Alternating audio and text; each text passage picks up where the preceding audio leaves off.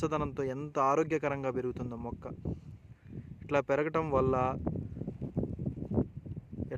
అన్ని తెగులుని తట్టుకొని అత్యధిక దిగుబడి ఇస్తుందండి ఈ టెస్లా అనే మిరప విత్తనం.